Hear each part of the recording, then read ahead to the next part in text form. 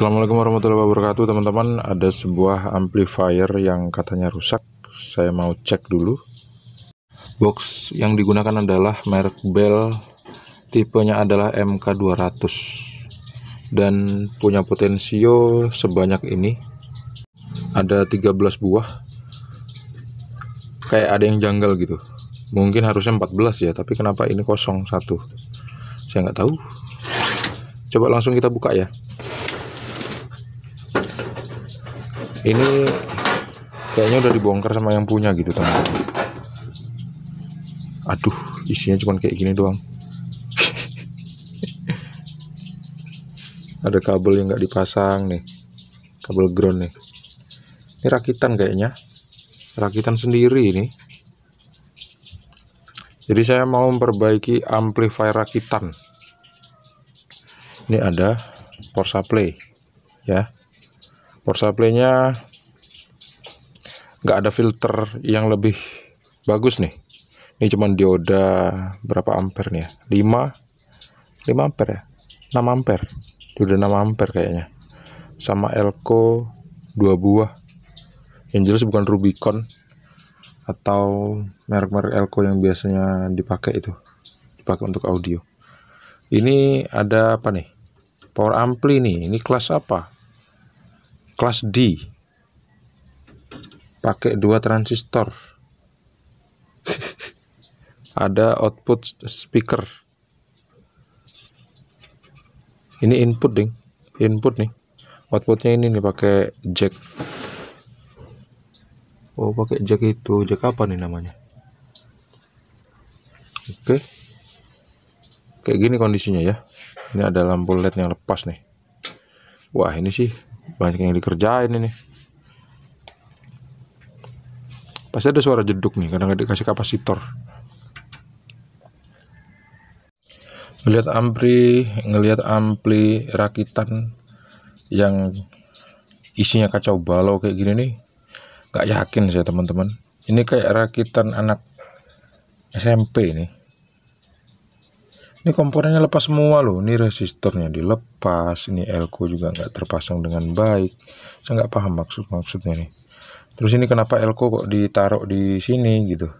Untuk di speaker. Apa nggak jebol speakernya? Terus kenapa harus ada Elco di sini gitu? Terus ini pakai transistor apa lagi nih besar nih? Kenapa nggak beli kitnya aja langsung untuk power supply ya? Ya tapi ya itulah. Mungkin pengen yang ngirit. Ini sih sebetulnya nggak bisa ngirit kalau audio itu. Ngirit pun paling berapa selisihnya ya? Kenapa nggak beli yang bagus saja? Tapi ya udahlah ya. Kita coba cek aja nih, kita hidupin. Pastikan nggak ada perangkat lain yang terpasang ya. Karena bisa jadi ini korslet. Bismillah. Udah saya colokin ke arus listrik 220 volt ya. Sekarang saya coba hidupin. Lampu LED-nya nggak nyala. Tuh. Kayak nggak hidup sama sekali gitu teman-teman. Atau waktu ke bawah gini dia hidup saklarnya. Kalau ke atas kan kayaknya ada angka nolnya gitu.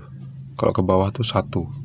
Mungkin seperti ini hidup, tapi saklar dinaikin maupun diturunin tetap aja dia nggak hidup. Oke, langsung aja saya cabut lagi ya dari arus listrik 220 volt. Sekarang saya mau cek ini stekernya pakai avometer digital. Saklarnya saya posisikan di bawah. Avometer saya kasih ring skala dioda. Saya kasih ring dioda, terus stekernya saya cek. Muncul angka di avometer digital. Oke, muncul angka ya.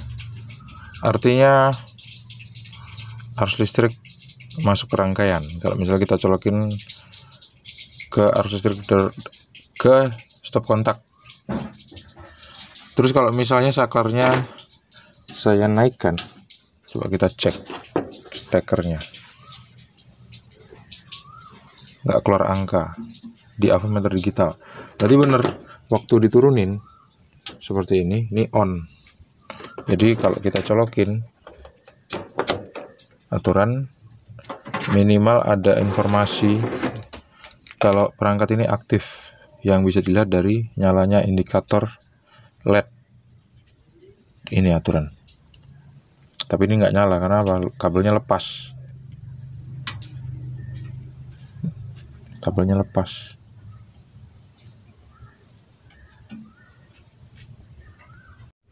Saya penasaran sama ampli ini. Ini pakai ampli apa nih? OCL apa SOCL? Pakai penguat akhir apa? Kayaknya saya mau buka dulu deh. Di sini tertulis NELC P150W, power 150 watt. Pakai 2 buah transistor penguat akhir tipe B817 dan D1047. Kayak gitu. Ini tegangan inputnya 35 volt plus 35 volt min dan simetris ya pasti. Di sini ada kabel input 2 buah. Kita bisa lihat yang merah ini saya berasumsi untuk positif, yang hitam saya asumsikan negatif, dan CT diambil dari kabel yang ini, yang hitam putih ini disambungin ke sini. Kok disambungin ke sini? Aturan ini sambungin ke CT dong. Sambungin kemana nih? Oh iya, betul. Oh, dia pakai jalur yang besar kayak gitu. Jadi lubang CT di sini sama sini sebetulnya nyambung. Jadi ya bener nyambungnya ke CT. Terus ini apa nih? Oh, dikasih elko untuk aturan ini. Kayak nggak perlu deh elko-nya.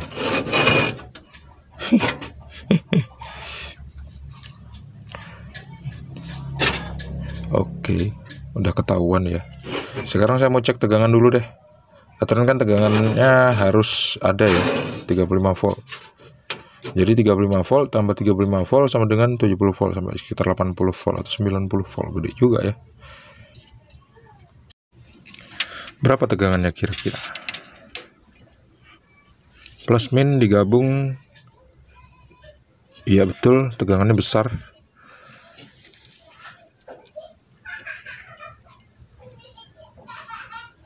...89 volt ya, sesuai sama dugaan saya tadi. Positifnya bertegangan 44 volt. Negatifnya berapa tegangannya?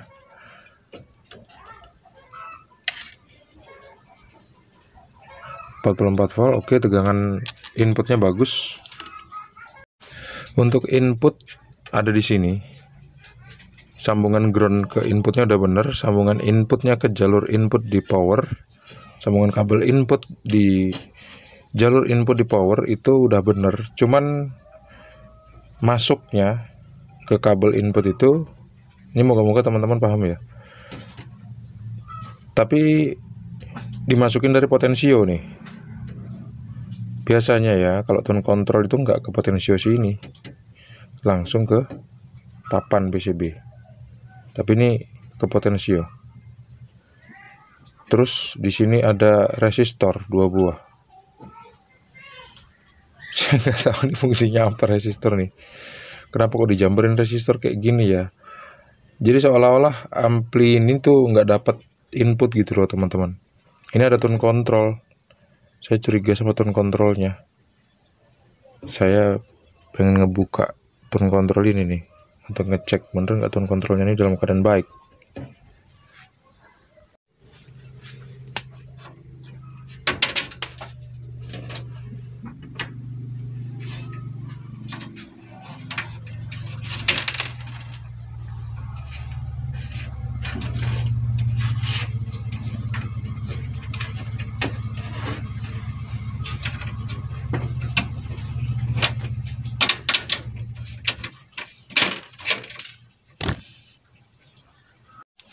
Kita lihat ya, di sini tuh saya pikir ada PCB yang kemudian dipatahin kiri kanan gitu, akhirnya ditumpuk kiri kanan. Ternyata enggak, ternyata ini sama-sama kiri.